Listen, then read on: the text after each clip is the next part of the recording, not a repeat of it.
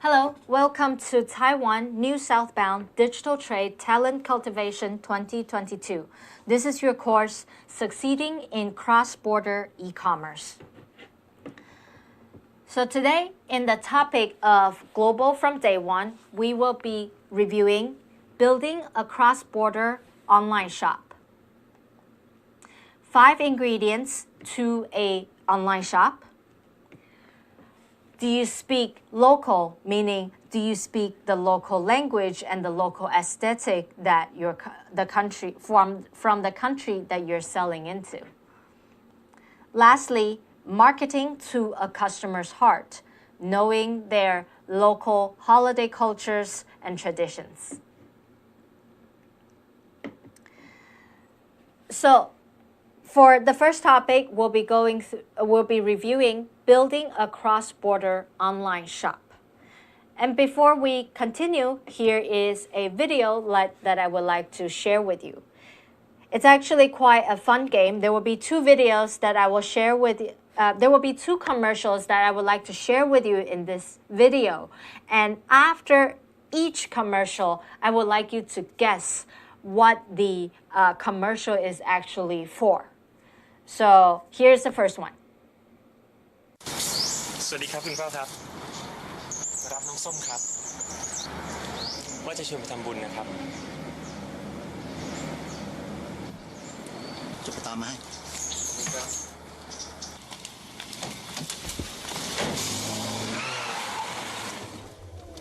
ส้มรอพี่แป๊บ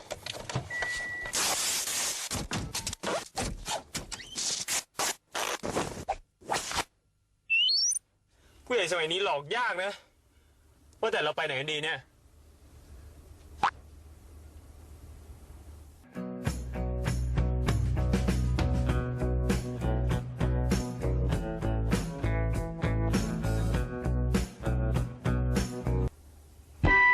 ก็ยางมันฟองใหม่ Bridgestone ไมล์01 Sport Look Bridgestone.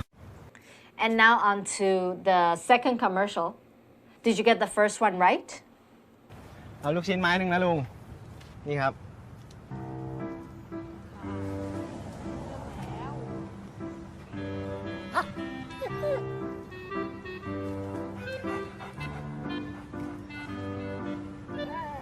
เล่นท่อนครับ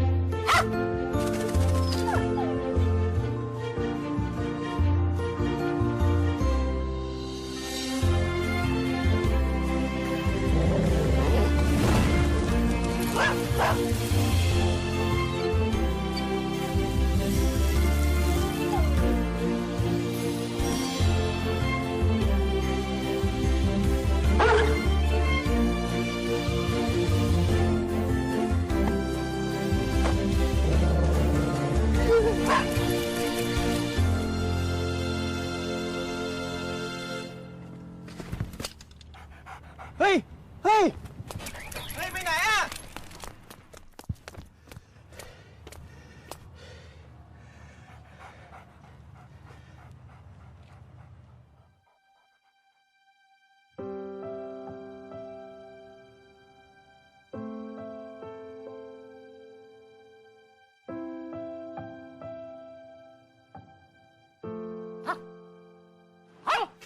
มีอะไรช่วยไหมครับ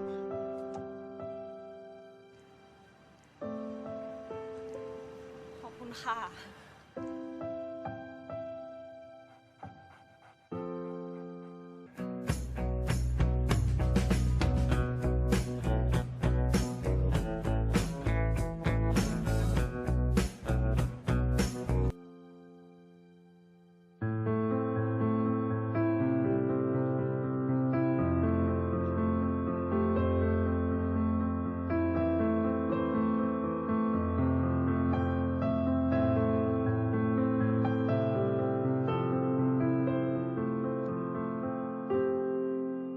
Great. So I hope that was a fun game for everyone. Here is what we are trying to get. What we're trying to get through from those two videos are actually to just use effective examples to tell you that buying and selling is a relationship between multiple people. It's not so much that you have a product and you want to sell it, but more like you have a product and why would people want to buy it. Keeping that mindset constantly as you make all of your day-to-day decisions when it comes to building an online business is a very critical step to succeeding in the e-commerce world. And because this is a business that constantly deals with people, it's very important that we understand the psychology behind shoppers. And so to understand that, it's very important to think about before making a sale why someone would want to buy. And that why is the motivation. So what is the motivation behind the customers who are purchasing your products? Consumer psychology is a very extensive topic that can take hours, if not months, to get into. But to briefly touch upon this topic and the topic of consumer motivation, there are 4 things that I would like to get across. There is emotional product motivation. So what you're seeing is the top left corner on this slide. When a customer is driven by emotions like perceived status or impulse to buy a product, typically without logic or reason, that's what we mean by emotional product motivation. A lot of times, yes, shopping is an impulse, but to understand when and how those impulses happen can actually help us strategize our selling methods. Then, on the other hand, there is your rational product motivation. When a customer is driven by logic or reasoning, like safety or survival, to make a purchase. So, different products can actually use different tactics. Right? When it comes to rational product motivation, if you're selling baby products, for example, if you produce formula, or if you produce baby strollers, baby car seats, parents, as they are shopping for products like this, it is logic that is driving all of their decision making. They are checking all the details, comparing all the reviews to make sure that the products they're currently looking at actually fit the requirements of safety, because we're talking about their kids. So there are certain product categories that can leverage the rational product motivation a lot more effectively than other categories such as apparel. Apparel and accessories, those are non-essential items to your day-to-day living. And hence, to make people to want to buy a new dress, another dress that they definitely do not need in their closet, it is driven by an emotional product motivation, meaning that they're buying this because everybody else has it, or they're buying this because if they don't, they will miss out on the biggest trend of the year. On the bottom, we have patronage motivation. Patronage is what we talk about. Patronage means loyalty. How loyal a customer is towards the brand that they are buying a product from. So when it comes to patronage, there is also emotional patronage motivation. What that means is when a customer is driven to complete a purchase from a specific brand without logic or reason.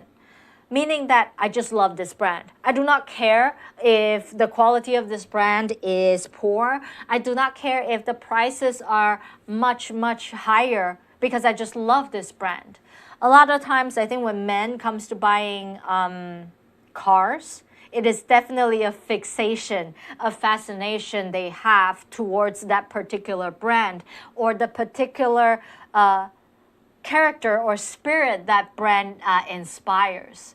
So there's not that much logic or reason when it comes to why they're so loyal to a particular brand.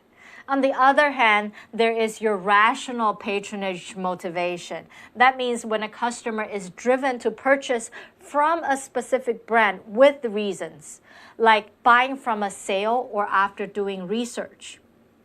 So when there is rationale, that means the customer has done some form of research to know that, okay, this brand is actually better compared to their competition because of reason X, Y, and Z, or because of price X, Y, and Z. All of those things, they can specifically tell you why they're purchasing from this brand rather than the other. And that's where rationale is kicking in. So emotional and rational are the two different mindsets consumers are operating from when it comes to making their purchasing decision. And as a brand, you can look at the business, sort of the business model that you have, as well as the categories of products that you're selling in order to decide which tactic that you can leverage in order to create or inspire a purchase. So, what are the reasons why people shop online? Actually, the number one reason for people to shop online is free delivery. It accounts for more than 50% of people's decision making when it comes to shopping online. Then we have coupons and discounts because, you know, in the physical world, we can't go to a supermarket and see that, oh, this supermarket is more expensive and hence I leave this supermarket to go to another one because time is at stake here. But on the internet, I can quickly go from one website to another without any problem. And hence, I can pay attention to whether or not this website has the discounts and the promotional events that I'm after. And if not, I can quickly switch to another one. So finding a good deal is definitely on the very top of every shopper when it comes to online purchasing.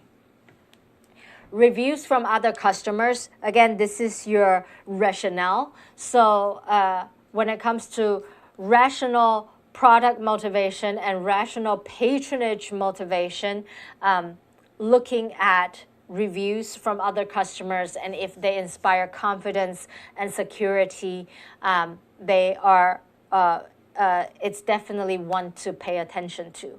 Then there is easy return policy. Again, that's your rationale speaking.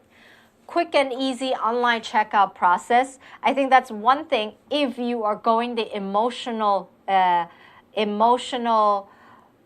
product and patronage route where you want people to purchase the items really quickly without thinking much.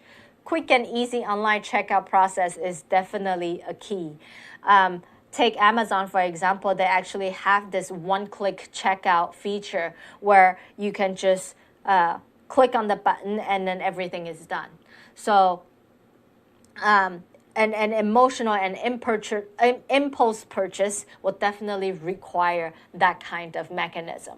Then next day delivery, which means if I purchase an item, I want it to get here as soon as possible. I think both emotional and rational shopping psychology can really benefit from that for various reasons. If it's an emotional purchase, you want to you want the product to get here as soon as possible. If it's a rational purchase, meaning you currently need it for safety purpose, you definitely want it to get here as soon as possible. So these are the top reasons of why people are shopping online. And as a business owner or an e-commerce brand operator, it will be wise for you to take a look at all of those reasons. First, to understand what you can actually offer. Second, actually, is to help you pick the right platforms to choose to list your products on. Because there may be some platforms that do not cater to any of these. So you know it may not be as feasible when it comes to accommodating a wide variety of customers. So building a cross-border online shop, the next thing is understanding the goods and services to sell online in 2022 and where to sell them. In a course that we hosted last year, a lot of times people were asking, oh, what are some of the places that I can use if I want to sell X product or Y product? So here is a list that we have looked into, and these are the products and services that are most popular for sale and the best places to sell them. So consumer electronics and accessories are by far one of the most popular item categories that sellers are including in their shop in 2022. A lot of times is due to the high profit margin when it comes to products like this in this category. And the business model that we recommend to use here is actually the drop shipping model. So what drop shipping means is that you, as a business owner, you do not need to keep any items in stock. What you actually do is play the middleman, where if you get orders that come in, you immediately pass the order to the supplier of this order, and the supplier is responsible to ship those items directly to the customer. So you are playing just the middleman in this case. Then the second most popular category is baby and child care. And baby and child care, the business model that we recommend in selling products like this is a retail arbitrage model. What that means is you can actually collect, you are a buyer in a sense. You are a buyer to scout for the best products available to your region and curate a store housing different types of products in the baby and child care category. So why this is an attractive business model is because buyers now can, online shoppers now can come to your website and get a wide variety of different items from different brands. And if you have a good enough taste, good enough sense, and you can build a group of customers that resonate with your sensibility, you can definitely have a very successful business. Pets and animal care, the best way to sell this type of product is on Amazon or other bigger marketplaces. Again, that is because the product category itself is on the more niche side, and pet owners, they tend to be in the need of comparing and seeing all the options. So being able to list your products on a marketplace to offer competitive research will be a more feasible business model. Then skincare. Skincare is a very, very competitive industry, and while there are so many large corporations already in this category, there are still new indie brands that are coming out. And for indie brands to succeed, usually a lot of times what these business owners choose to do is doing a private label brand.com, meaning you're not going to put your product on marketplaces, rather you are putting your products on your own website where you can do the branding, all the customizing to make your shop actually look nicer and to actually build up that brand awareness. If you choose to list your new brand on marketplaces, a lot of times what may happen is that people's attention are drawn away by those large brands promotions, and your brand can actually get very little to no attention on a huge marketplace. If you're selling apparel, it is recommended that you go with the niche multi-brand marketplaces business model. So what that means is, again, yes, you are listing your products on marketplaces. However, you are going to choose niche marketplaces rather than a general marketplace. Meaning that if you're an apparel brand, you would choose to go to Zalora rather than Lazada.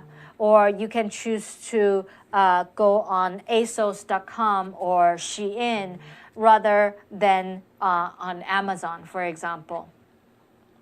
So those are the product categories that are most popular in 2022. But there are a lot of times when we do e-commerce businesses that are actually not revolving around tangible products. And here we're talking about services. There's plenty of services that you can sell these days. The first one, number one, is online courses. Online courses like what we're doing right now is a very popular product category, service category that people are doing. So if you have a special skill, like you want to teach painting, or if you want to teach how to do digital marketing, you can all record your courses and sell it on a platform, for example, like Udemy. Then also there is the category of ebook. Ebook is traditional books now in digital format. So if you're a great cook and then you want to make recipes, your recipes can be in the form of a blog where people get glimpse of your different types of recipes, and then you can create more special ones and collect them into a book and start selling them as ebooks. You can sell it on your own, by yourself, on your website, or you can choose to list them on huge marketplaces like Amazon. There are also coaching sessions. When it comes to coaching sessions, it's slightly different than online courses. Coaching session has a more one-on-one feel to it, and a good platform to sell it on is Teachable. Then we have templates and themes. So for all the designers, artists out there, if you're creating different icons or different background images or different UX or different user interface templates or Instagram templates, a very good place to sell these are on platforms like themeforest.net. And the very last one here, it actually is called the affiliate service. It actually does not require you to have any products or services of your own. You can just set up a website that you choose to sell Amazon products for. And this is Amazon is just one example. It has this thing called the affiliate program where you can be the buyer and sort of scout for the best products and put them on your website or put them on your Facebook or your blog, and people who find out about these products through your channels and make a purchase will allow you to make a small commission from each product sale.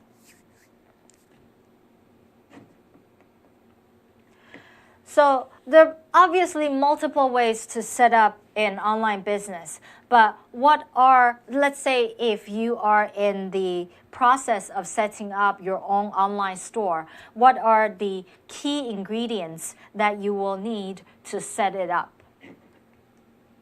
So here, here is a stats that we have from emarketer.com, and we can see that the most important shop elements that influence buyers are number 1, product images and photos, and number 2, product description and specs.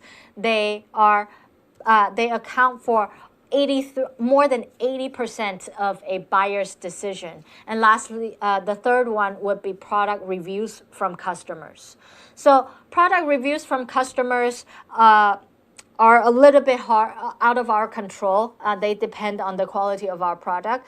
However, let's assume that you have great quality products. Product images and photos as well as description are the ingredients that you will need in order to deliver, to present your products online. So here we will look at the ingredients of how to set it up. Okay, say you want to start an online business. I think the first step, the first ingredient here is to understand your niche.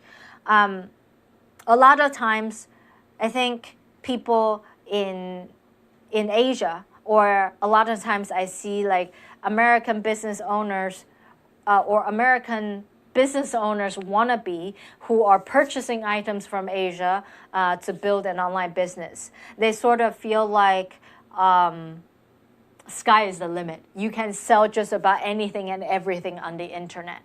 But these days, because of the high competition, it is actually recommended that you find a niche that shows personality, your personality, a niche that is not very wide, but it caters to a very small group of customers.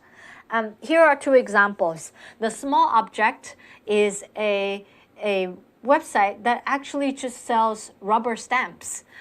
These rubber stamps are different illustrations of characters, and you know, it really just tells a story from this business owner's perspective.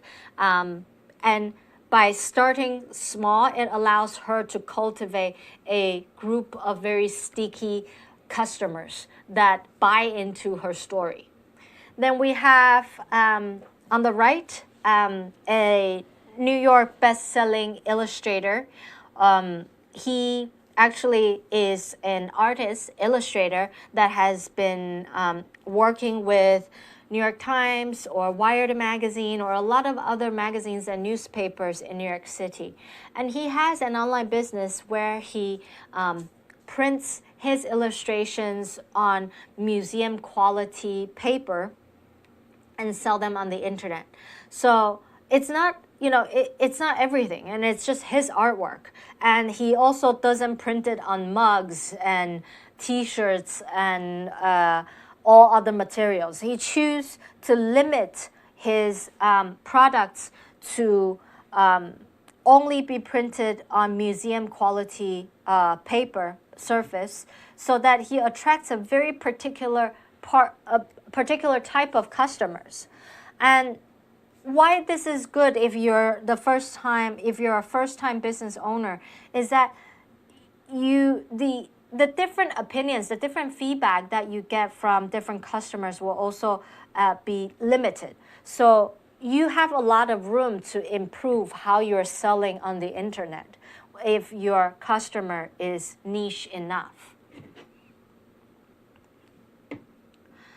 Then secondly, we have to talk about, okay, now that you know what products you are selling, then it's important to figure out how you want to sell it.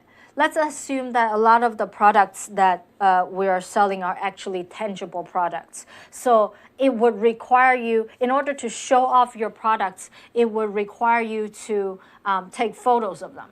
And it's not just product photos isn't just like, oh, I have something here and then I use a phone. While you can use a phone, it still requires a few steps in order for you to take good product photos that are usable across different marketplaces. And here are the 4 steps.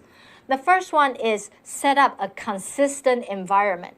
If you are a frequent e-commerce seller, or if you're a seller that plan to launch products frequently, meaning you plan to have 10 new products added to a marketplace every week, it's recommended that you have an environment that you can always take your products at all the time, so that you will not have different backgrounds, you will not have different lighting, you will not come out with different quality of photos.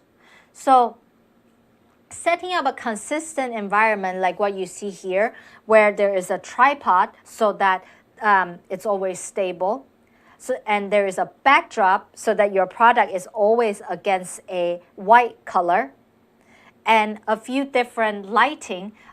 You can decide whether you want to use natural light or artificial light, but whatever it is that you decide, stick to it. You're not going to choose artificial light one day and then another day you're going to choose natural light, because it will make your retouching job a little bit more difficult down the road.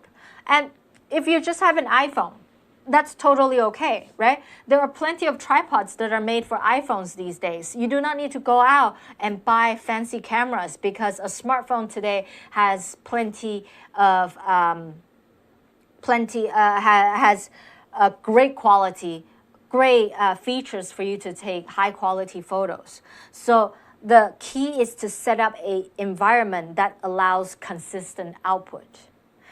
The second step is take photos of your products from different angles. Regardless if you're selling shoes or clothing or electronics, there are different angles of the products that you will need to capture. From the left side, right side, front and back, the bottom, the top, all of those different angles. And that is actually exactly the reason why on marketplaces, every product allows you to have at least 6 different photos. Then the third is retouch your photos, because the pictures that you take, most of the time, you cannot directly use them and upload them to the different marketplaces. So you need to retouch them, you need to size them to the right format before you can upload, and those are all part of the retouching job. Lastly, optimize for the web. If you just take the photos that you take from your iPhone and directly upload, the file size is too large and the dimension is too wide, and the file format may not be a good fit. All of that will potentially slow down the speed of your website and cut into the browsing experience. So it is very important for you to size your images so that they're optimized for the web. And a lot of times the product images that we use here are best if they're against a transparent background. So here is a quick demo of how you can quickly remove the background of your products using our design automation platform. So as you can see, you can just directly upload the product photos that you have taken and then click on this one-click background removal to have your products now be against a transparent background, so that you can add other textures or colors against. The number 3 key ingredient to an online shop is present your competitive advantage. What that means is write good description, write good product titles, good product description that your target audience can resonate with. So think before getting started is by far my most important advice to you for this particular step. A lot of times, if you answer these questions from the very beginning, it will save you a lot of time going forward. So some of these questions are, is the product description that you are going to write going forward for all of your products and your brand going to be casual or formal? As subtle as saying hello and hey will make a difference in terms of how people feel when they come to your online store. Who is my typical customer? Are we selling to middle-aged men who wear a suit to go to work every day? Or are we selling to a stay-at-home mom? Or we're actually selling to a 18-year-old teenager who is about to go to universities. All of those different buyer persona will shape how we should write our product description. Why do they need this product? Understanding not why you're selling this product, but why people would buy your product, would need your product, is the key for you to figure out whether or not your products actually address the needs and actually have the benefits. And so you can understand what do customers expect from the product and where will they use the product. So all these questions will help you build a story when it comes to describing the products so that your description can be on point. Lastly, we have what other information can I offer them to improve their customer experience. The second step is focus on benefits and features. I understand a lot of times people like to talk a lot about their products. And when I say talk about their products, it's like if we're selling a camera, we talk about this is high resolution, this is 4D, this is XYZ. It's all the technical features that comes with this product, but it talks nothing about the benefits. So while product features should be straightforward, you should keep that to a limit so that you can focus on the benefits that are tailored to your target audience. So the benefits are actually harder to write as it requires a bit more creativity and understanding of your target audience. But it is a lot more important to come up with relatable, personalized benefits so that when customers are choosing between products, they can feel that, they can actually understand how this product will help them with their lifestyle. Not just reading that like, okay, this thing has 4 legs and then this thing you have 7 other colors to choose from, etc. The third is use bullet points to make it easy to read. I understand that, we're all passionate about the products we're making, we're selling, and we can write a lot about all the advantage of using this product. But it's the internet. A lot of times we're browsing using our phone. So use bullet points to make it easier to read. Control the amount of text that we are writing because extremely long product descriptions aren't necessary. You should make the product description a bit shorter and easy to read. And always highlight the important features and points with bullet points because as we scroll, a lot of times what consumers are doing is just quickly scroll down to the shortest sentences possible, usually by searching for the dots. So you definitely want to consolidate the important parts of your product feature in just bullet points. Lastly is SEO, so search engine optimization, another word, keyword optimization.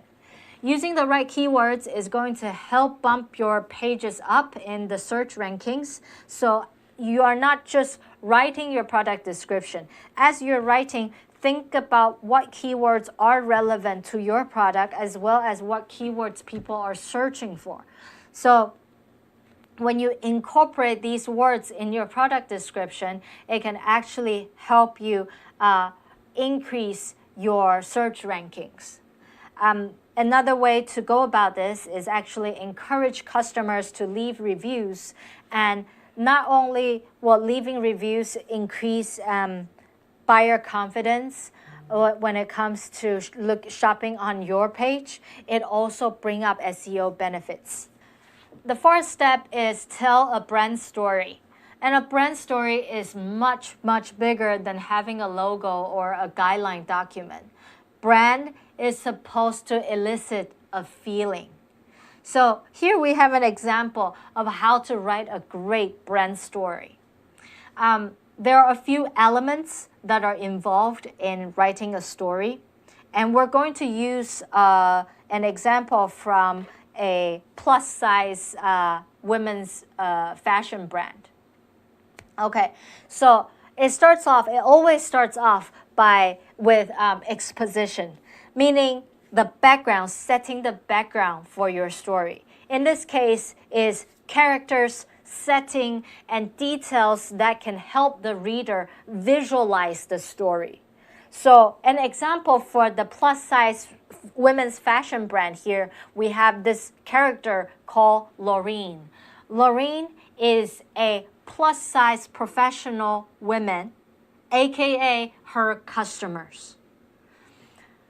Now the second part of a brand story is conflict.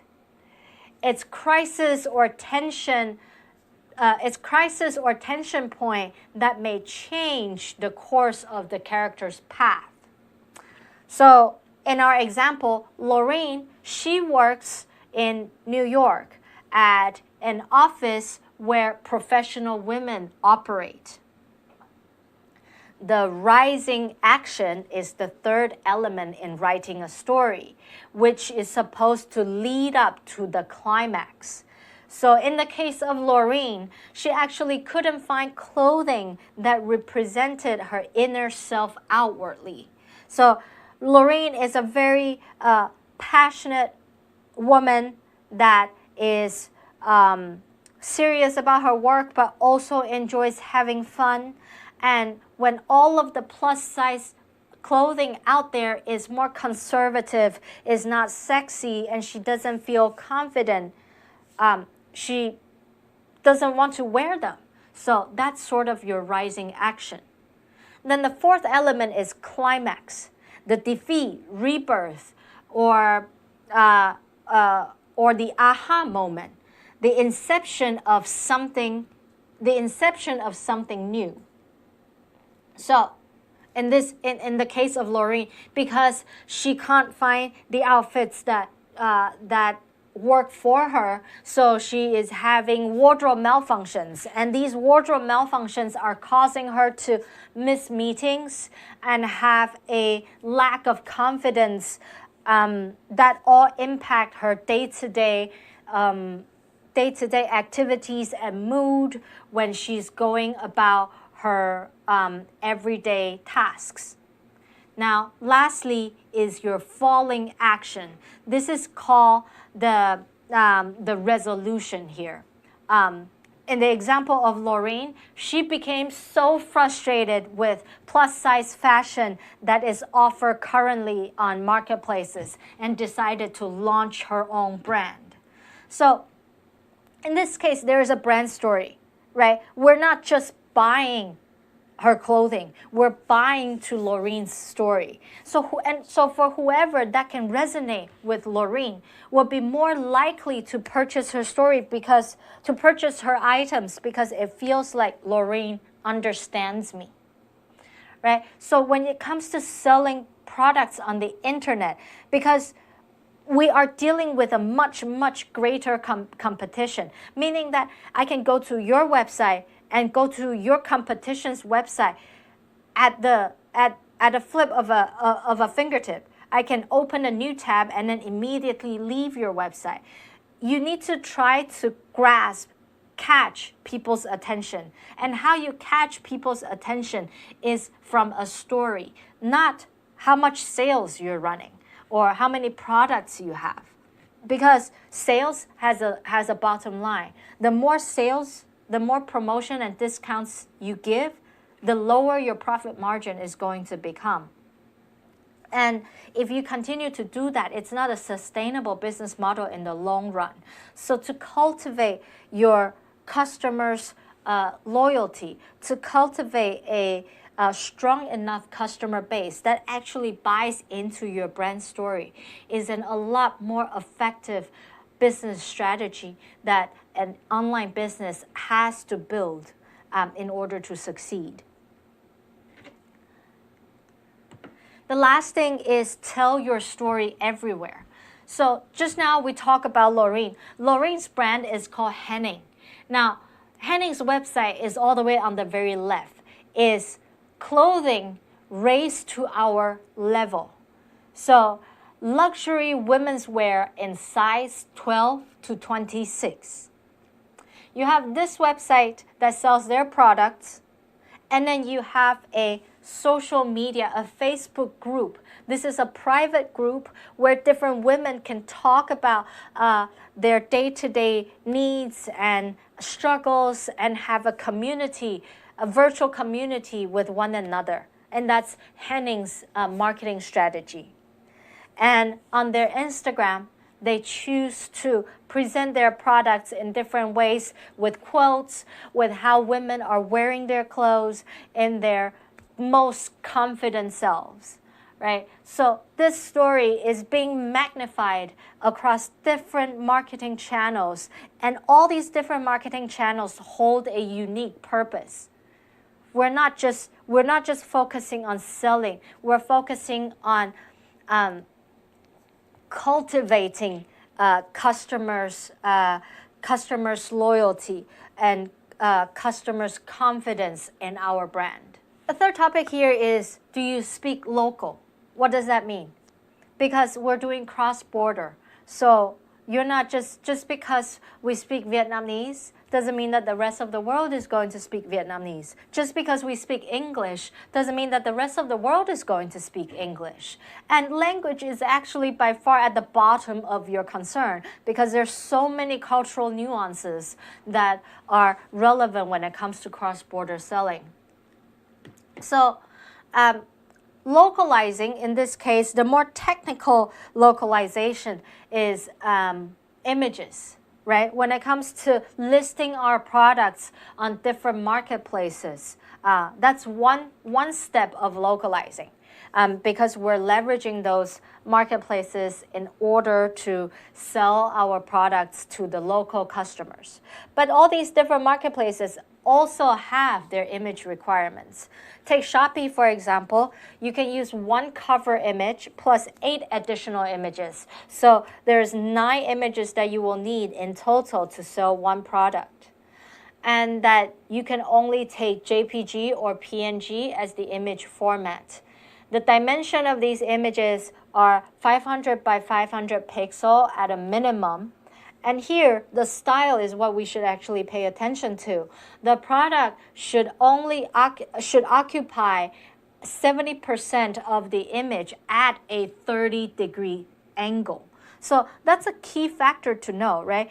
Your product should be big enough that it occupies 70% of the square, and that you should take your product from a 30-degree angle. So by knowing this, it actually helps you to figure out how you should take your product photo.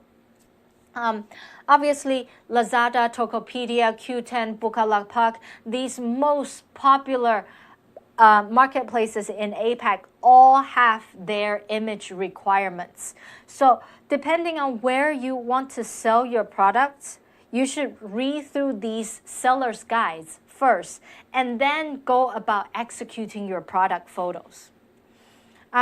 Say your target market is actually outside of APAC. What are some of the places you can sell your products? These are the global marketplaces and their image requirements.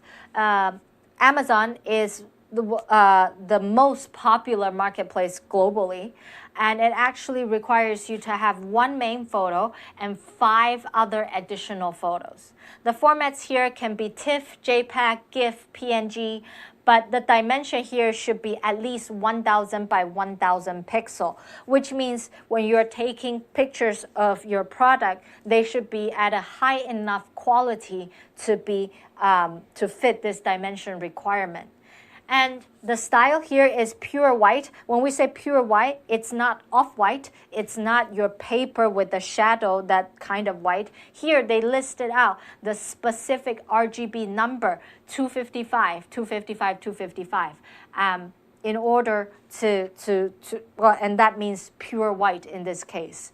And your product occupancy here should be 85%. So just now, Shopee requires 70% and Amazon requires 85%. So what that already tells you is that as you're creating product images, you already need to make two different versions if you want to sell on Amazon and Shopee at the same time. Then there's eBay, Google Shopping, Alibaba, and Facebook. They all require different numbers of photos and different dimensions, anywhere from 250 to 250 pixel to at least 1600 pixels. Images, a lot of times you cannot have text, cannot have watermark, cannot have borders. Those are very different styling requirements from the platforms we have in APAC. So paying attention to these and being able to localize your content for the different marketplaces you're selling to is the basic requirement when it comes to setting up your online store. And here I actually want to show you that if you were to, after you've taken the pictures with your phone, and if you use our platform to remove the backgrounds of your product photos, how you can use our platform to quickly create all the different product image for different marketplaces. So you just simply choose all the different marketplaces that you're currently selling. It could be Amazon, it could be Shopee, it could be Lazada.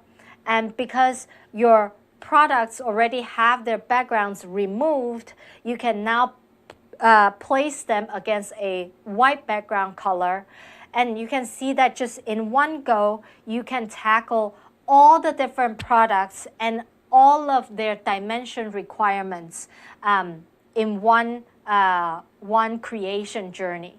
So you can very quickly produce all of these photos, all of these pictures, and download them to your desktop so that creating the right product images and photos can take a very little of your time, and you can focus more on writing great product description and marketing your brand.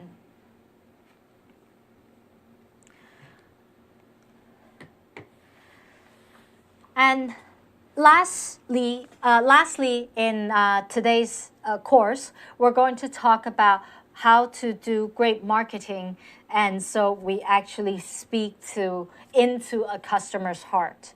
I think one way that every customer, everyone in this world feel can relate to is the different holidays. So for the different holidays, they're also great sales events, and holidays are actually vary quite a lot from country to country. So here we've prepared a e-commerce marketing calendar between Asia and the West, so that if when you are trying to create sales event for your business, you can follow this calendar and figure out what you should how you should market yourself. In January, there is New Year's Day, and that is, while there are other events that are happening in January, most of the time, New Year's Day is that holiday that every country is celebrating. In February, sometimes it's the end of January and beginning of February, Chinese New Year. Even though not every country celebrates Chinese New Year, but it can also be an important e-commerce marketing event. Then it's Valentine's Day. That definitely is a holiday that's celebrated in many, many countries around the globe. In March, we have White Day, which is more prominent in countries like Japan or Taiwan, where the Western holiday is February 14th, and then the White Valentine's Day is March 14th.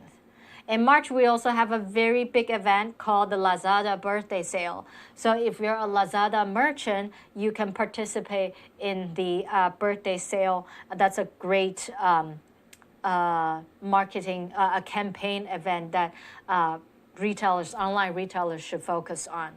In April, we have the Songkran. Again, that's an important sales event. In May, we have Ramadan. In June, we start to get into the mid-year sales, which may last actually from mid-May to mid-July. And then we have the Thailand Grand Sales.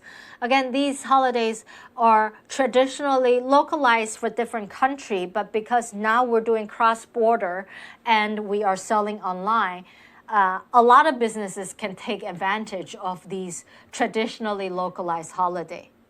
In August, we have the Tokopedia anniversary sale. And in September, we have the Malaysian Day, and then we are all of our double-digit marketing holidays are starting to happen. So September, we have the 9/9 Super Shopping Sale. In October, we have the 10/10. In November, we have the 11/11, which is the Singles Day. And in December, we have 12/12, which is also Shopee's birthday. So starting from September to December, you will see that that's a very busy e-commerce retail season. In addition to those double-digit days, there is your My Cyber Sale and My Cyber Sale in October. Year-end sale also starts in October and it goes all the way to December. In November, we have the Black Friday and Cyber Monday, and in December, we have Online Friday as well as Christmas. So all of these holidays, right? If you actually plan it out a year in advance, you can start to allocate your marketing resources and see on which months throughout the year would you need the most amount of preparation. And it's while we look at this by month, like we know New Year's Day is for January and then Valentine's Day is for February. Do keep in mind that for a e-commerce brand, your preparation starts two months in advance. So your New Year's Day campaign, technically all the materials should be ready to go a few weeks before the actual event. In North America, there are, again, different types of holiday. Well, New Year's Day is a given. Blue Monday, which is the third Monday in January, that's also a very popular one for retail purposes. In February, there is Super Bowl Sunday. In March, we have International Women's Day and St. Patrick's Day. In April, there's April Fool's Day and Easter Sunday and Earth Day. In May, there's Cinco de Mayo and Mother's Day. In June, there's Best Friends Day and Father's Day. You can see that the marketing calendar and what people celebrate vary greatly between cultures. So this will also play into part when you're doing cross-border businesses, how you are going to present your products using different visuals will have to match to these holidays. In July, for Canada, there's Canada Day. In the States, there's also 4th of July, which is Independence Day. In August, a lot of times because September is the beginning of school, so in August, we're doing back-to-school sales. In September, there's Labor Day. In October, there's Halloween. In November, there's Thanksgiving, which is celebrated in the U.S. around the world will be celebrating Black Friday and Cyber Monday. In December, there's Green Monday, there's Free Shipping Day, Christmas, New Year's Eve. In Australia, there is Boxing Day. So these are the holidays between the East and the West. And if you're going to do simple decorations that match these holidays by adding a frame or adding new sales promo codes onto your products so that you can announce to your customers that you're participating in this type of events, you can easily use our platform again to quickly add frames, quickly add decorations to your products so that you can create all of your sales and marketing materials for all of the different holidays in one go. And so that's it. And now on to our recap and workbook. Notes to remember from this course is product motivation. The factors that drive a customer to choose a specific product or service over other options. And motivations, and then we have patronage motivation, which are the factors that drive a customer to choose a product from a specific brand over others. It's important to remember that both product and patronage motivations have both rational and emotional variations. Then we have product images and descriptions are the most key ingredients to influencing a shopper's decisions. So helpful resources to improve your online business here. Photo retouching on demand. This is a website where you can order your photos to be retouched and sent to you. Then when it comes to cross-platform design automation, feel free to check out DIP's website where you can get a limited time offer to try out whether or not the platform works for your business. Then we have also created a marketing calendar template for you to download and actually plan out all of your e-commerce marketing activities in advance. So that's it for today. Thank you for tuning in. In the next class, we will cover what are cultural differences and the key differences that can impact cross-border e-commerce. Thank you.